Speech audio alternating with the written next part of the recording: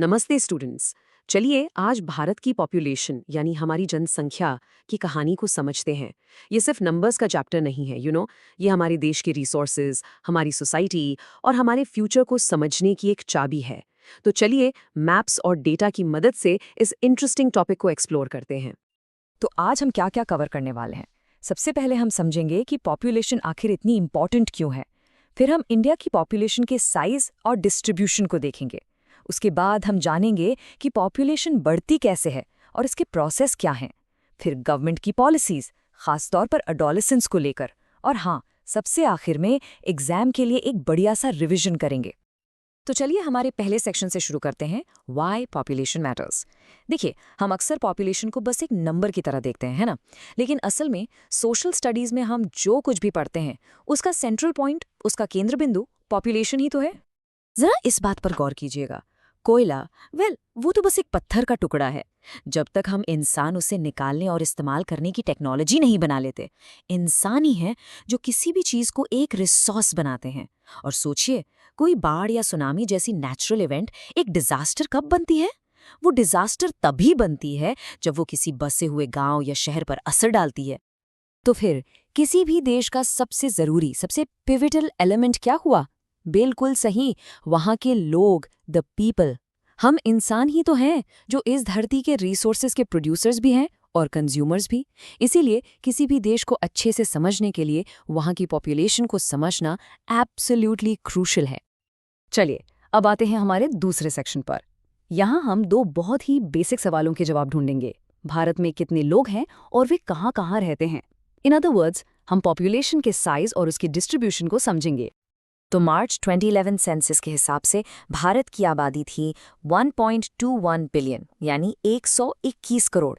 जरा इस नंबर के बारे में सोचिए, ये उस समय पूरी दुनिया की पॉपुलेशन का 17.5% था। अब इस चार्ट को देखिए, ये एक बहुत बड़ी पिक्चर दिखाता है। दुनिया की 17.5% आबादी दुनिया के सिर्फ 2.4% लैंड एरिया पर रहती है। इससे आप अंदाज़ा लगा सकते हैं कि हमारे देश के जो लिमिटेड रिसोर्सेज हैं उन पर कितना ज़्यादा प्रेशर है। सो क्या ये 121 करोड़ लोग पूरे देश में बराबर फैले हुए हैं? No, not at all. Population का डिस्ट्रीब्यूशन बहुत अनइवन है, मतलब असमान है। आपको जानकर हैरानी होगी कि देश की लगभग आधी आबादी सिर्फ 5 राज्यों में रहती है: उत्तर प्रदेश, महाराष्ट्र, बिहार, वेस्ट बंगाल और आंध्र प्रदेश।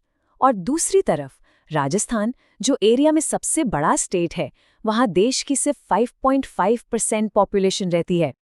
इस अनइवन डिस्ट्रीब्यूशन को और अच्छे से समझने के लिए हम एक टर्म यूज करते हैं, पॉपुलेशन डेंसिटी। ये एग्जाम के लिए भी इंपॉर्टेंट है।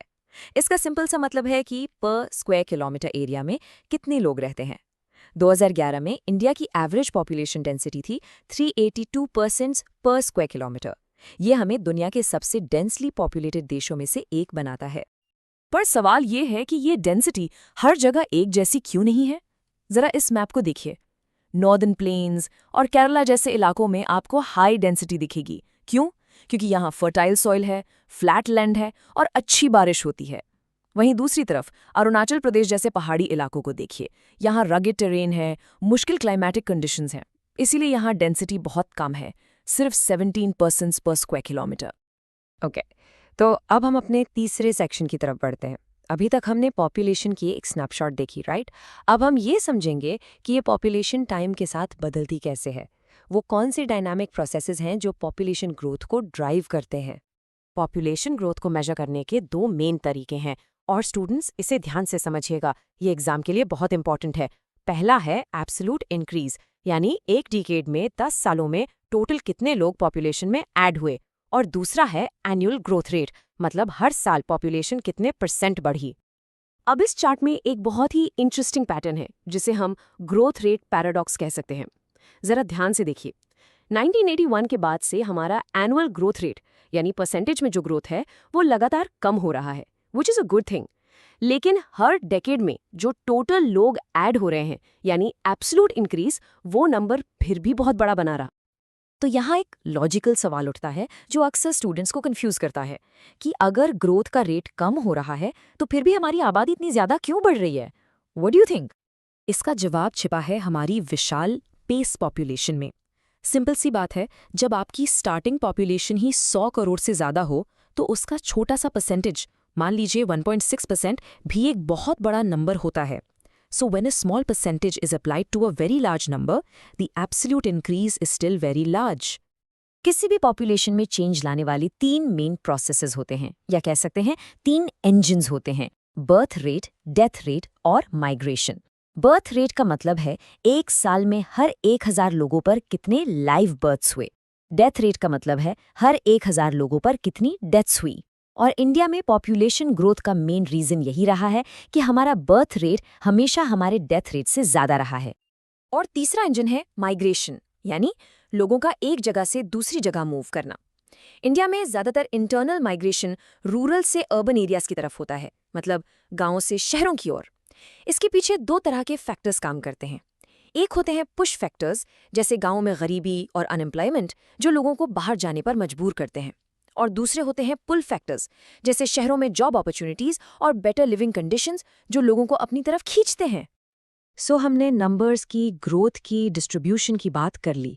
अब हम पॉपुलेशन की कैरेक्टरिस्टिक्स पर फोकस करेंगे, और इसमें हम एक बहुत ही इंपॉर्टेंट ग्रुप, हमारे एडोलेसेंट्स, और उनके लिए बनी गवर्नमेंट पॉलिसी पर बात करेंगे। इंडिया की पॉपुलेशन का एक बहुत बड़ा और इम्पॉर्टेंट हिस्सा है एडोलेसेंट्स, यानी 10 से 19 साल की उम्र के लोग। ये हमारी टोटल पॉपुलेशन का तकरीबन 5वां हिस्सा है, और ये हमारे देश का फ्यूचर है।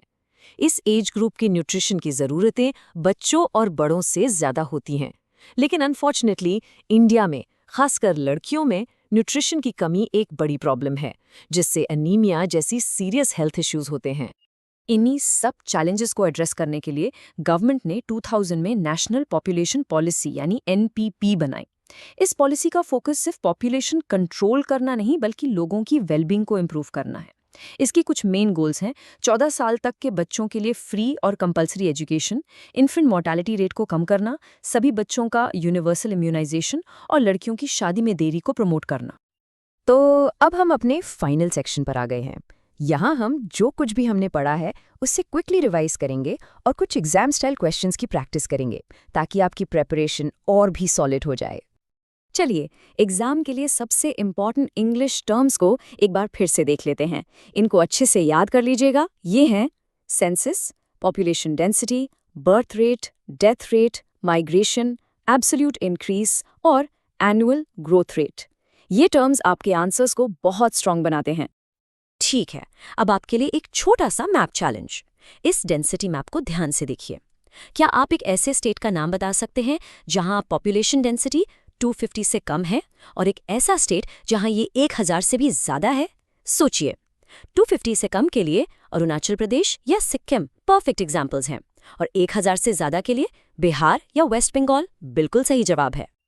और अब एक आखिरी सवाल जो आपको सोचने पर मजबूर करेगा: पॉपुलेशन ग्रोथ और पॉपुलेशन चेंज में क्या अंतर है? इस पर जरूर सोचिएगा। देखिए, ग्रोथ का मतलब अक्सर सिर्फ नंबर्स में बढ़त से होता है, जबकि चेंज एक ब्रॉडर टर्म है। इसमें नंबर्स के साथ साथ पॉपुलेशन के डिस्ट्रीब्यूशन और कॉम्पोजिशन में बदलाव भी शामिल होता है, जो माइग्रेशन की वजह से होता है। इसी थॉट के साथ हम आज का ये सेशन यहीं खत्म करते हैं। Keep studying and stay curious.